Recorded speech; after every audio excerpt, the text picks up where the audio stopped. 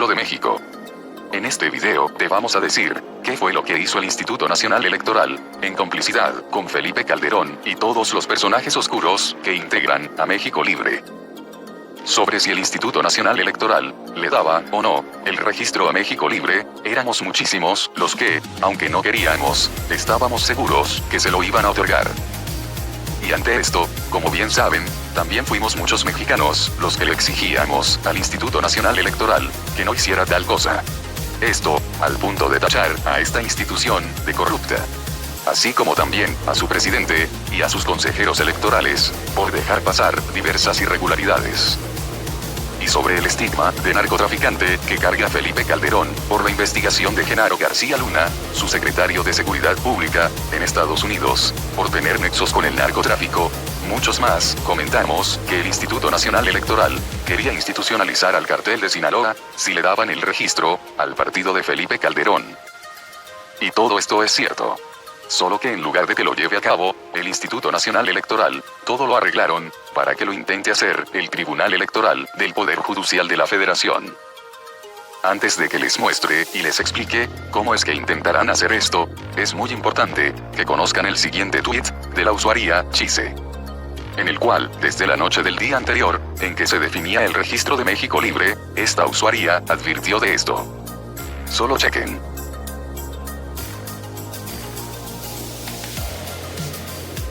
No descarto que el Instituto Nacional Electoral, en una chicanada a tres bandas, pudiera no avalar México Libre. Que se arme un drama, acusando de censura y presiones a Andrés Manuel López Obrador. A la par, que el Instituto Nacional Electoral, curarse en salud, pero que cuando Borolas acuda al Tribunal Electoral, allí se lo den.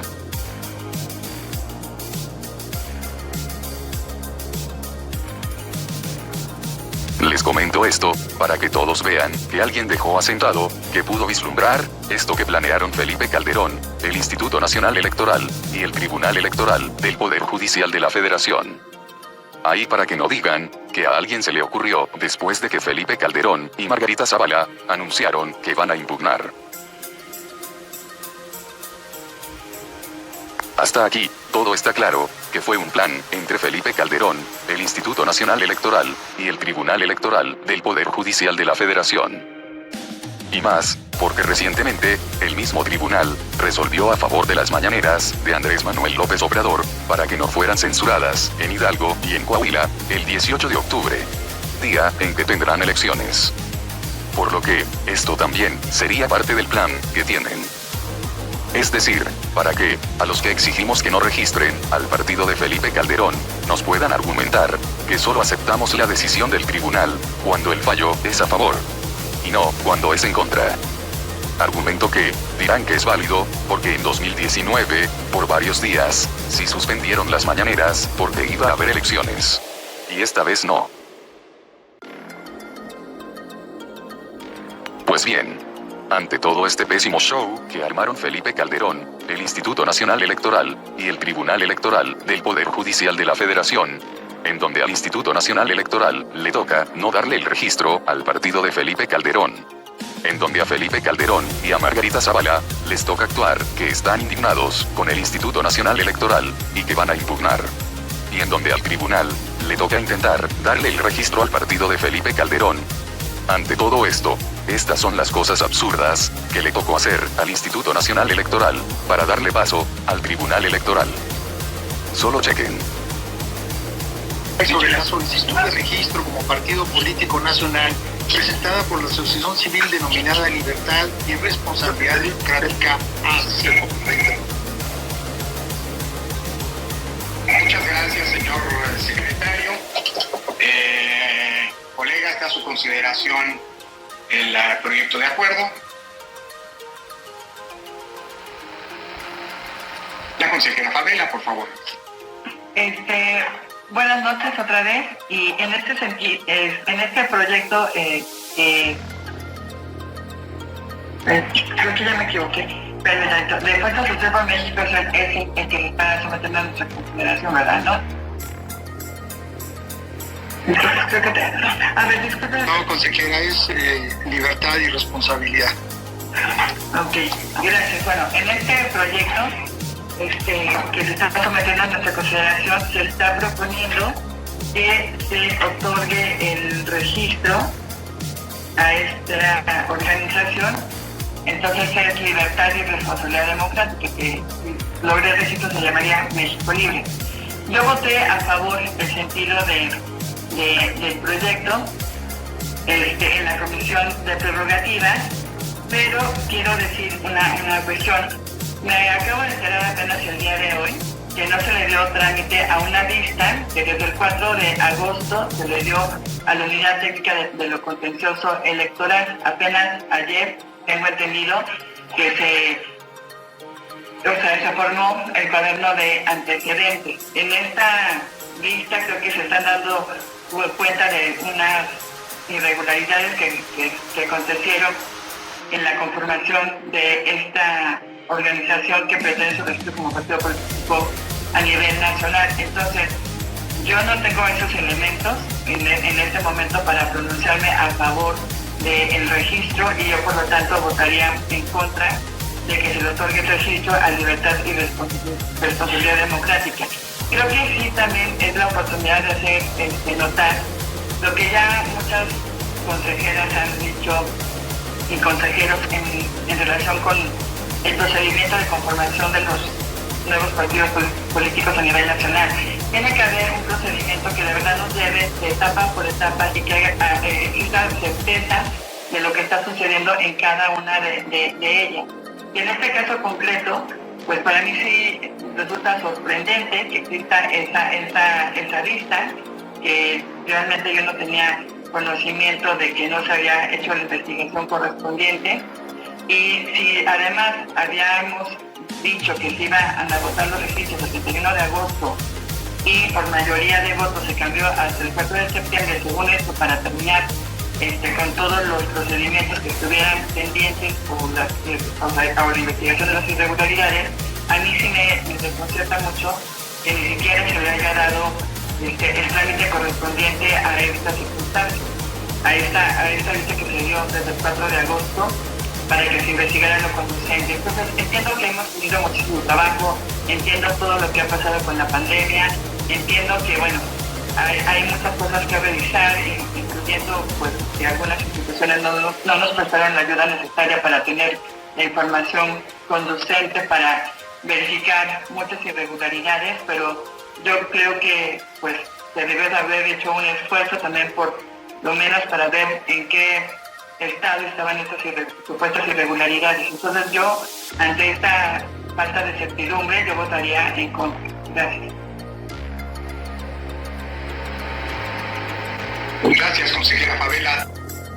Con esto, lo que hicieron es decir que les llegó una queja pendiente de último momento y que por eso van a votar en contra. Y con esto, que explica Ciro Murayama, lo que hicieron es no medir con la misma vara para darle el registro a un partido y no dárselo al de Calderón. Esto lo hicieron de forma premeditada, claro está. Solo chequen. El consejero Murayama. A ver, creo que sí hay algunas intervenciones un tanto sorpresivas y yo quiero pues llamar a la unidad y a la reflexión de este consejo. En primer lugar, todos sabemos que hay asuntos que no iban a llegar resueltos. La propia consejera Rabel argumentó eso la sesión pasada cuando decidimos pasar del 31 de agosto al 4 de septiembre esta sesión. Y pues ahí estuvimos todos y lo oímos. Déjenme decir que eso de que porque hay una queja que no se ha resuelto, se vota en contra de un partido, yo no lo puedo acompañar. Yo ya dije qué es lo que a mí me resulta inquietante desde el punto de vista de la fiscalización en el caso de este partido, pero, perdón, acabamos de votar, dar el registro a Encuentro Solidario y también hay una queja contra ese partido, la carpeta número 52, y ahí no llamó la atención. Entonces, ¿por qué una vara con unos y una vara con otros? De verdad es que a mí sí me llama la atención ese criterio que nunca hemos seguido, incluso cuando votamos los dictámenes de fiscalización que son el antecedente para que se califiquen las elecciones. A veces hay quejas que no resolvemos porque llegan tarde, y eso no impide que tomemos decisiones. Entonces, además, hay un principio de presunción de inocencia. Si la queja está ahí, hasta que no sea fundada, la organización no ha cometido una falta desde el punto de vista de la autoridad. Por si acaso sanciono, no me parece el criterio, por si acaso niego. Ahora déjenme ir al tema de la fiscalización. Caramba, dicen, están trayendo criterios, pues ¿a dónde más los va uno a llevar? Si no es el Consejo el que lo aprueba. A ver, acaban de votar una sanción a un partido o a varios que nunca se habían aplicado por el tema de afiliación gremial por alta coincidencia. ¿Cuándo se había hecho algo así? Nunca. Y les dijimos que no se podía votar porque no se había hecho antes. Es más, se votó sin sanción. Tuvimos que hacer un receso porque los que lo propusieron no argumentaron una sanción. Bueno, pues se vale, fue su criterio, para eso están aquí y adelante. Pero lo que no hace mucho sentido, compañeros, es que en unas cosas sí se puedan plantear decisiones que no habían sido valoradas nunca por el Consejo y en otros no.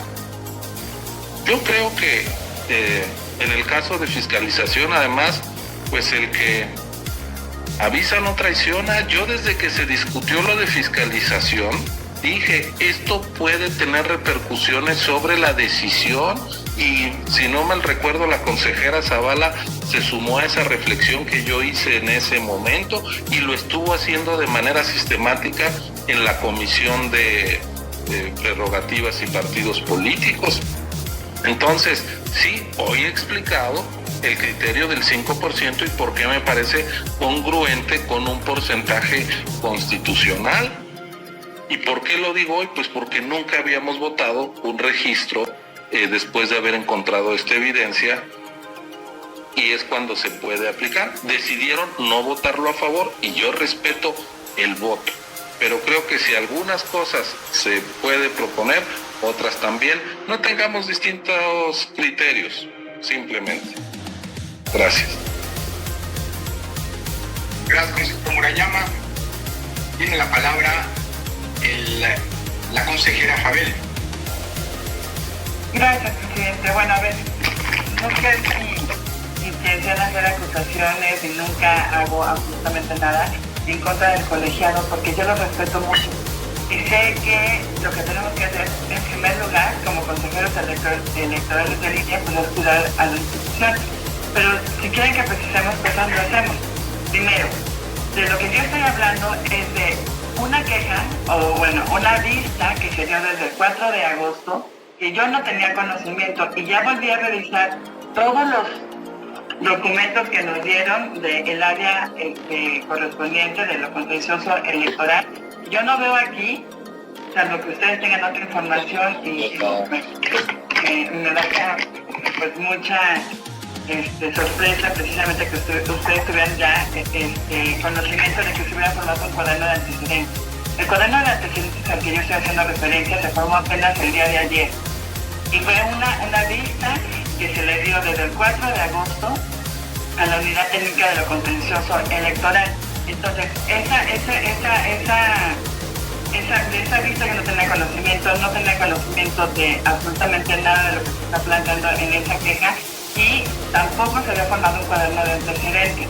Entonces, por eso es que yo estoy diciendo, y empecé mi intervención en la primera ronda, reconociendo que había votado a favor el proyecto de resolución que ahorita estamos analizando, pero yo tengo esta incertidumbre. Entonces a mí sí me llama mucho la atención que se haya dado vista desde el 4 de agosto y que nosotros no hayamos tenido conocimiento de esta circunstancia, ni un cuaderno de antecedentes que apenas se formó el día de ayer, 3 de septiembre. Y esa es una cuestión que yo ya verifiqué con el área. Ahora, el consejero Ciro Murayama no forma parte de la Comisión de Prerrogativas y Partidos Políticos, efectivamente, Pero el día de ayer, que hubo una reunión previa en relación con ese grupo, con esa comisión, él sí participó. Y él participó y precisamente ahí, él fue donde él propuso el criterio de que si había aportaciones de personas no identificadas y se tenía que verificar, entonces el impacto en las asambleas. Y él mismo solicitó solicitó el estudio porque lo avalaron las demás personas que formamos parte de esta comisión, y se tuvo el estudio correspondiente también, del cual el día de ayer, cuando estábamos votando todavía esta circunstancia allá en la Comisión de Prerrogativas, no se tenía la información correspondiente y yo lo precisé. Entonces, la verdad, aquí creo que tenemos que actuar sí con muchísima seriedad, pero también con todos los elementos para tomar una decisión. Entonces, vuelvo a insistir, hay muchas cosas, muchas áreas de oportunidad que se pueden tener y valorar para próximos procesos de constitución de partidos políticos nacionales, eso sí es cierto, pero también, tenemos que resolver con lo que ahorita tenemos y para mí, yo no tengo certeza de qué está pasando con esta vista que se dio, y ya sé que no se iban a poder resolver todos los asuntos. Por eso desde mi punto de vista insisto en que ojalá que se pueda hacer un cambio que realmente nos ayude a tener resueltos cada uno de los tramos, y que realmente cuando tengamos que determinar sobre la procedencia o no o de un registro, tengamos todas esas cuestiones ya resueltas. Sería cuanto. Gracias. Gracias, consejera Abela. Y estas son la supuesta molestia y la supuesta indignación de Margarita Zavala y de Felipe Calderón. Solo chequen.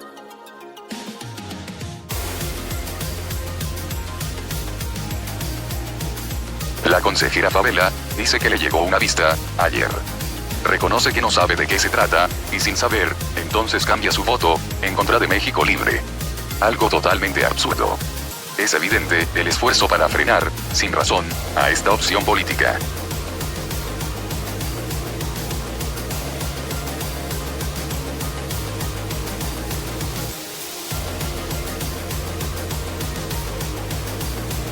El último día de un proceso de año y medio, el Consejo dice que recibió una nueva queja contra México Libre, que dicen los consejeros que no conocen.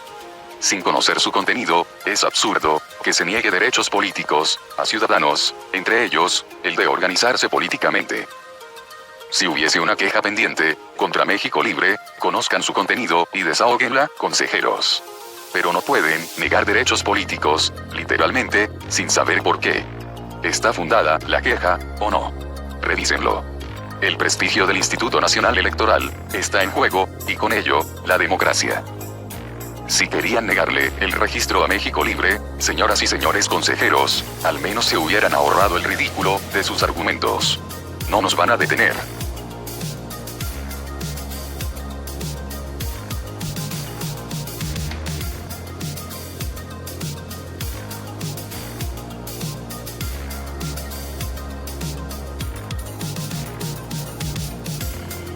Mientes, Lorenzo Córdoba. Nuestros donantes están todos y cada uno perfectamente identificados. Lo sabes, lo ocultaste. Es un día de vergüenza para ti, para el INE México, y para la memoria del gran Arnaldo, al que avergonzaría tu decisión.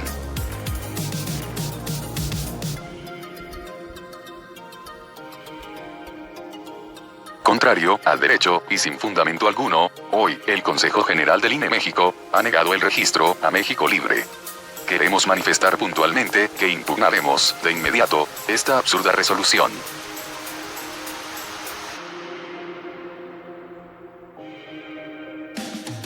Hecho, y sin fundamento alguno, el Consejo General del INE, el día de hoy, ha negado el registro de México Libre. Queremos manifestar puntualmente que impugnaremos de inmediato esta absurda decisión. El INE utilizó criterios salidos de ocurrencias de último momento, que nunca se habían discutido en el órgano electoral. Recurrieron a analogías que no están permitidas en el establecimiento de sanciones electorales, para lo cual requiere normas expresas. Para colmo del ridículo, informaron que de última hora habían recibido una queja contra México Libre que los consejeros afirmaron desconocer y que ni siquiera se preocuparon por saber su contenido. Y así sin más, contra todo derecho, votaron de manera incongruente e inconsistente, violando la ley. Queremos dejar claro que todos los donantes que hicieron aportaciones a México Libre a través de la aplicación CLIP están totalmente identificados. Es falso que no lo estén. Si el INE dudara de su identidad, tuvo siempre y tiene aún la atribución de corroborarla con los bancos. De cada uno de los donantes se exhibió el recibo respectivo como lo establece la normatividad bancaria. Se exhibió además copia de la credencial para votar y una carta bajo protesta de decir verdad que identificaba al donante. Incluso se le hizo llegar al INE copias de las mismas tarjetas de crédito que de manera voluntaria hicieron llegar los donantes. El Consejo del INE discutió este tema sin poner en la mesa información completa. Y el día de hoy, después de año y medio de iniciado el proceso, a última hora cambiaron las reglas del juego para aplicarlo exclusivamente en contra de México Libre. Por supuesto que impugnaremos con firmeza esta decisión absurda, porque no lo merecen ustedes, porque no lo merece el país, y porque nos asiste la razón y el derecho. Desde hace días habíamos advertido la estrategia desde el gobierno para cerrarle el paso a México Libre, y sabemos la razón. México Libre se está constituyendo en la verdadera oposición que tanto le hace falta a México, frente a un gobierno cada vez más autoritario. Seguiremos adelante, con más fuerza. Defenderemos el derecho a organizarnos de cientos de miles de ciudadanos y de ciudadanas. Y venceremos en las elecciones del 2021. Como pueden ver, fue el mismo guión de los tweets que hizo Calderón. Pero eso no es todo, damas y caballeros. No. Ya que si fueron de los que estuvieron pendientes de todo esto, se habrán dado cuenta que los tuiteros que defienden a Felipe Calderón y los coordinadores y coordinadoras de granjas de bots estuvieron calladitos. Esto porque también saldrán con la misma cantaleta de que los que metimos presión somos bots del gobierno, que fuimos utilizados para linchar mediáticamente al Instituto Nacional Electoral. Tal y como se lo comenté a la tuitera Chise, en donde advirtió todo este plan. Solo chequen.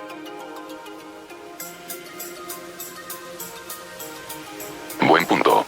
Y obviamente, luego saldrían los de Signalab y Teso, el güey de apellido Piña, que se cree investigador de hashtags, o güeyes similares, a decir que el gobierno infló el hashtag no al narcopartido, para presionar al Instituto Nacional Electoral, y desprestigiar a México Libre. Argumento tonto, claro está.